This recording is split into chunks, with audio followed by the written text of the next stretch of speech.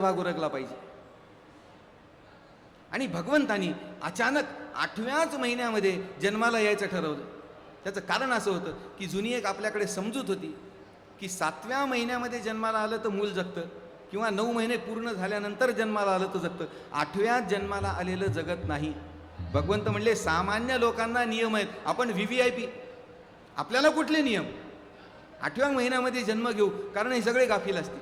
आणि मग श्रावणवद्य अष्टमीच्या दिवशी मध्यरात्री भगवंतांनी त्या कारागृहामध्ये जन्म घ्यायचं निश्चित केलं. त्या प्रसंगाचं वर्णन महाराजांनी मोठं मनोहर पद्धतीने केलं. भगवंताच्या जन्माचा प्रसंग आहे, अरे पण कोणी साजरा करत नाहीये ना. मग काय केलं? निसर्गाने तो भगवंताचा जन्मोत्सव साजरा करण्याचं ठरवलं. आणि तो कसा साजरा केला त्याचं वर्णन महाराजांनी केलंय.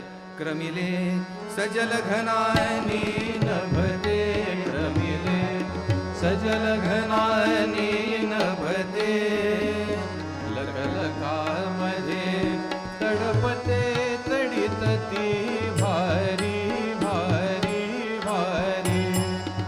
जलदाचा होत आवाज जणू रणभेरी भेरी भेरी.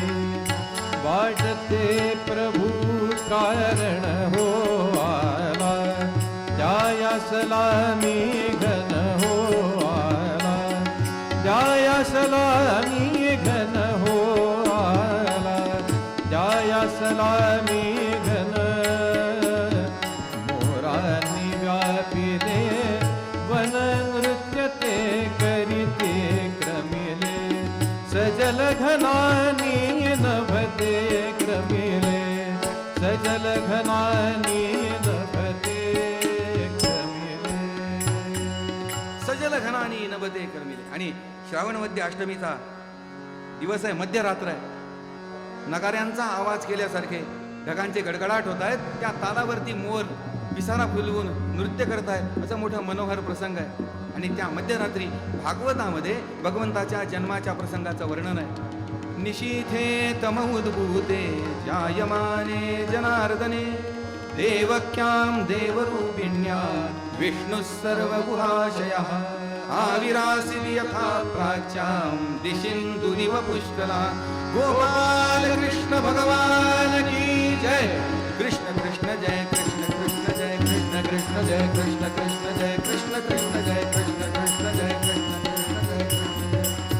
कृष्ण जय कृष्ण कृष्ण जय कृष्ण कृष्ण जय कृष्ण कृष्ण जय कृष्ण. गोपाल कृष्ण भगवान की जय. शंख चक्र गदा पद्म धारण केलेली भगवंताची 8 वर्षाच्या बालकाच्या रूपातली मोठी सुंदर मूर्ती कारागृहामध्ये प्रकट झाली. ते रूप पाहिलं आणि वसुदेव देवकी आपलं देहभान हरपले. पाहत राहील. कुंदरदन अरविंद वदन शतचंद मदन समचारुतरा, कुंदरदन अरविंद वदन शतचंद मदन समचारुतरा. पीतांबर धृतकंबर माला, अंबर कांती मुकुटधरा, चतुर्भुजा भास्वरा गोविंदी प्रियंकराची भक्ताची. अशी देवकीची या समोरी प्रगटे मूर्ती श्रीहरीची. भगवंताला भानावर आणावं लागलं वसुदेवांना. बाबा म्हणले सावध व्हा. वसुदेव ऐकतायत असं पाहिल्यानंतर भगवंत बोलायला लागले. म्हणले बाबा इथली परिस्थिती तुम्हाला माहिती आहे, कल्पना आहे, तेव्हा मला इथे ठेवणं सुरक्षित नाही. मला गोकुळामध्ये तुमचे मित्र आहेत त्या नंदाच्या घरी पोस्ट करा. मी वयाची 12 वर्षे होईपर्यंत त्या ठिकाणी राहीन. मला आत्ता गेलं पाहिजे, कारण मी माझं बालपण यशोदेला कबूल केलं. या जन्माच्या मागे सुद्धा पार्श्वभूमी आहे. आपल्याला वेळेच्या अभावामध्ये ते सगळं सांगता येत नाही. भागवतामध्ये 7-7 दिवस कथा असते, तिथे सांगता येते. मागच्या जन्मामध्ये पृश्नीच्या रूपामध्ये देवकीने तप केलेलं, तेव्हा भगवंतानी सांगितलं तुझ्या पोटी जन्म घेईन. ते देवकीच्या पोटी जन्माला येऊन भगवंतानी तो आशीर्वाद पूर्ण केला. तसंच त्या यशोदेने केलेलं तप, तिला सांगितलं मी माझं बालसुख तुला देईन. त्यासाठी म्हणून आता 12 वर्षापर्यंत भगवंत गोकुळामध्ये निघाले.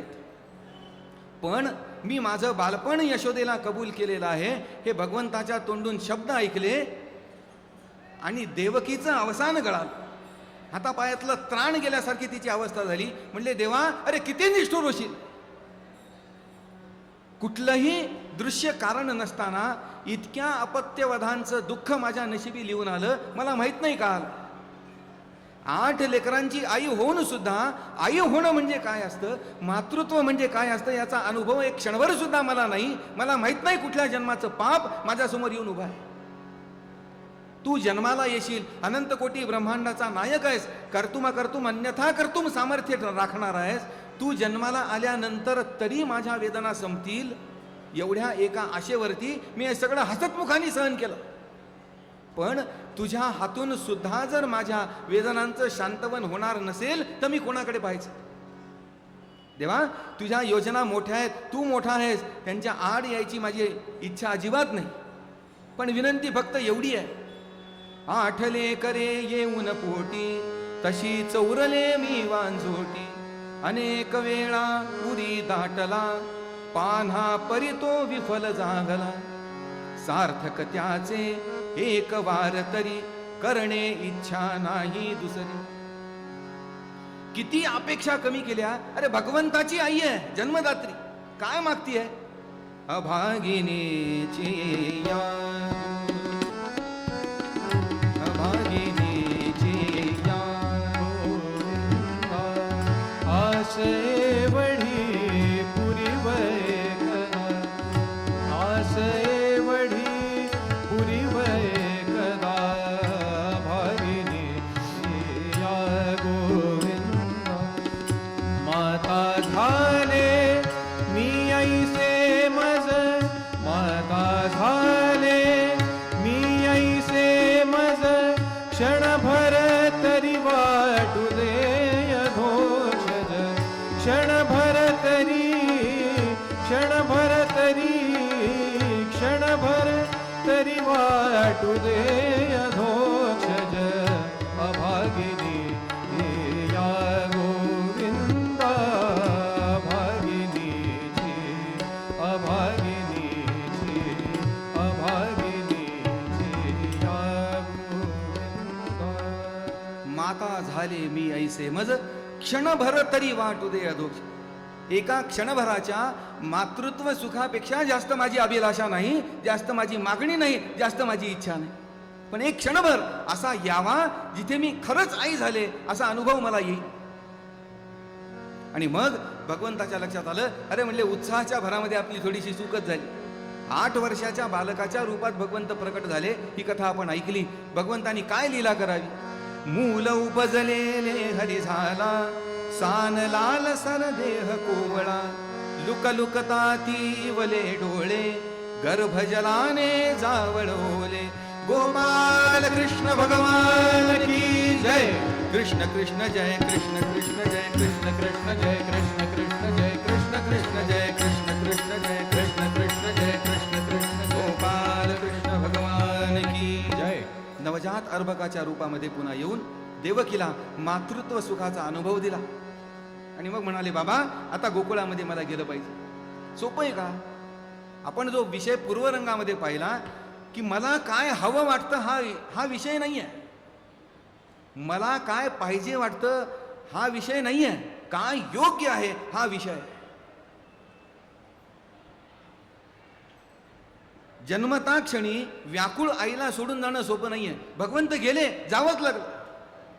बरं गोकुळामध्ये गेले, तिथं तरी राहिले का?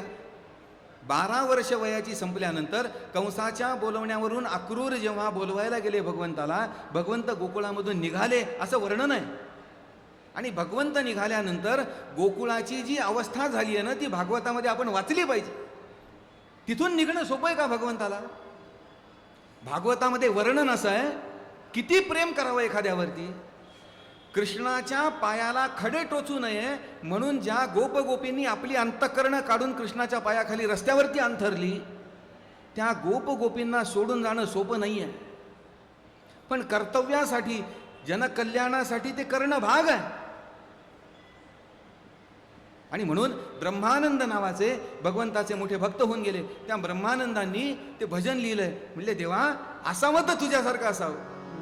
कृष्ण घर नंद के आए सितारा, हो तो ऐसा हो. कृष्ण घर नंद के आए सितारा, हो तो ऐसा हो. करे सब प्रेम से दर्शन दुलारा, हो तो ऐसा हो गए जब छोड़ गोकुल को नहीं फिर लौट कर आए, गए जब छोड़ गोकुल को नहीं फिर लौट कर आए। सखी रोती रही वन में किनारा, हो तो ऐसा हो सखी रोती रही वन में किनारा, हो तो ऐसा हो कृष्ण घर नंद के आए सितार। मोठं सुंदर वर्णन आहे. गए जब छोड़ गोकुल को नहीं फिर लौट, कृष्णाला बांधून ठेवणारे